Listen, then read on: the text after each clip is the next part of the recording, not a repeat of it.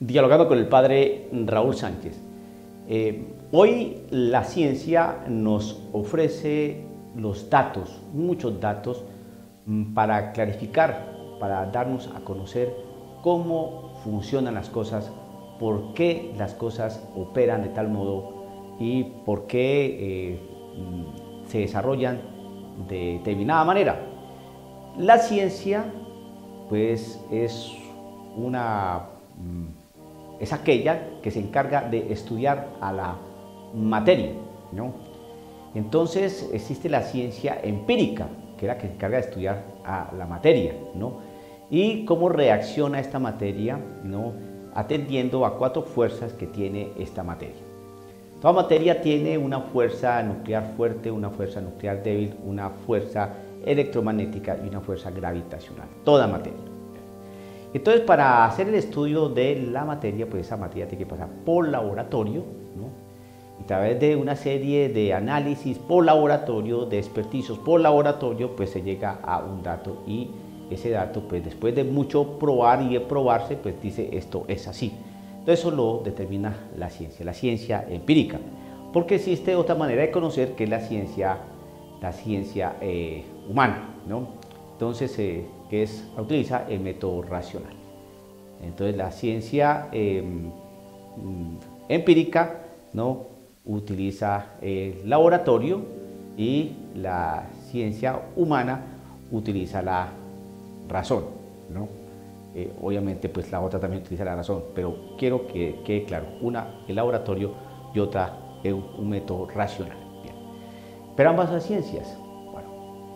Entonces, con todo este aspecto de la ciencia, pues la ciencia puede determinar por qué una persona tiene convulsión, ¿no? Por qué una persona actúa de determinada manera, ¿no?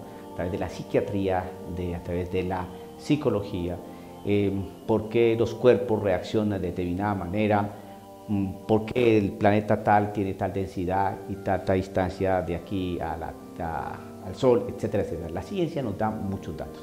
Bueno, entonces como nos da tantos datos, pues ya la gente dejó de alarmarse porque hay un trueno o porque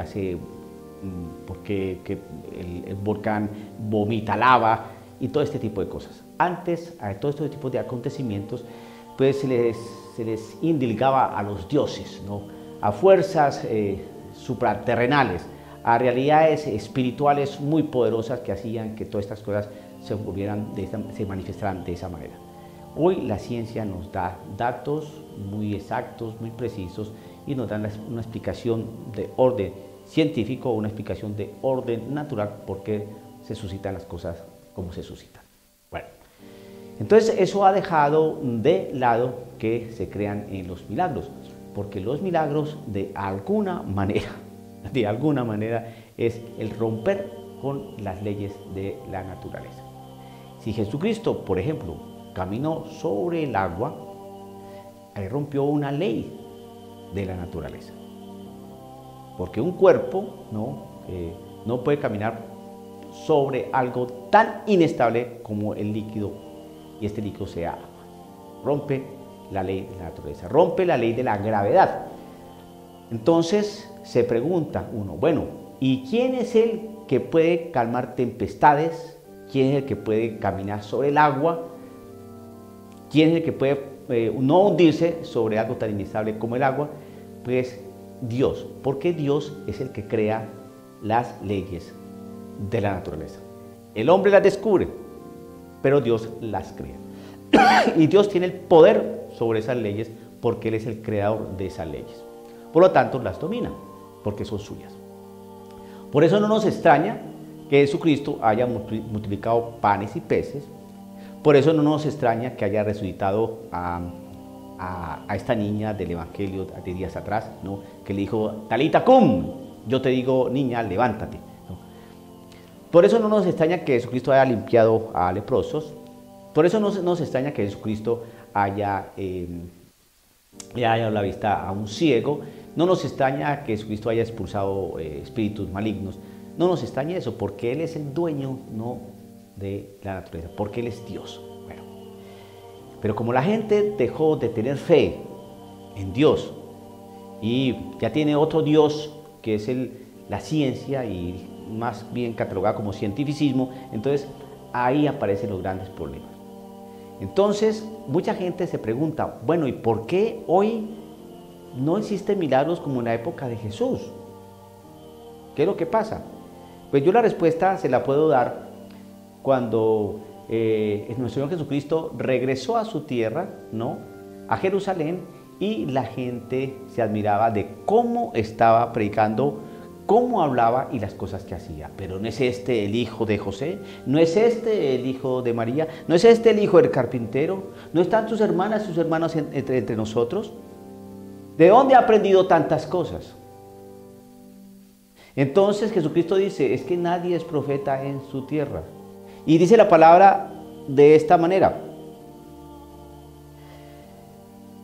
Jesús les dijo, si hay un lugar donde un profeta es despreciado, es en su tierra, entre sus parientes y en su propia familia. Y no pudo hacer allí ningún milagro. ¿Por qué? Porque no le creyeron. Hoy la gente ha perdido fe. Hoy la gente no cree. Y como no cree, el Señor no puede hacer milagros. El Señor obra milagros, ¿no? Es cuando la gente cree. El Señor no obra milagros para que la gente crea, no. Aunque lo puede hacer y seguramente lo ha hecho. Pero el Señor obra el milagro es cuando la gente cree.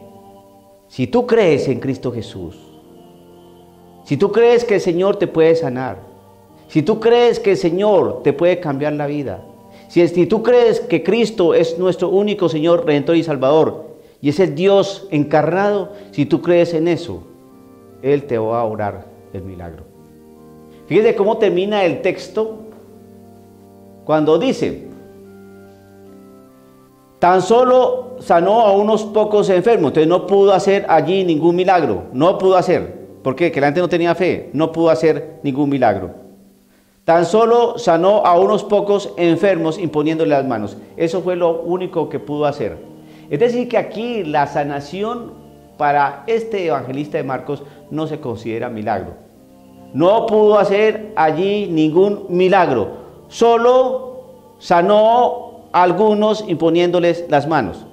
Es decir, que el milagro tiene una realidad más profunda porque es violentar las leyes de la naturaleza.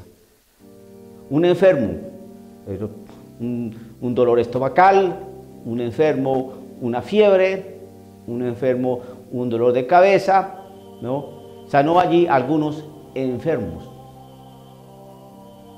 El milagro es cuando cambia, rompe la ley de la naturaleza, como casos se ha sabido. Una persona que tiene cáncer, tiene ya un aspecto de orden de metástasis, los tejidos han sido invadidos por el cáncer, ya pues prácticamente no se puede hacer nada y de pronto le hacen los chequeos pertinentes en su análisis diario, ¿no?, de exámenes que se tienen que realizar sobre este paciente y resulta que no tiene nada.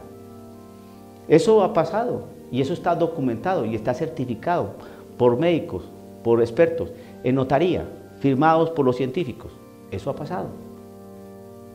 Entonces, hoy no se suscitan milagros porque la gente no cree en Cristo Jesús. Pero mire qué curioso, que la gente no cree en Cristo Jesús, ¿no? Porque creen en la ciencia, pero sí creen en lo que les puede decir la Pachamama, o lo que les puede decir Walter Mercado, o lo que les puede decir la pitonisa de la esquina, o lo que les puede decir todas esas cosas del Reiki, de la New Age, del Feng Shui. En eso sí creen.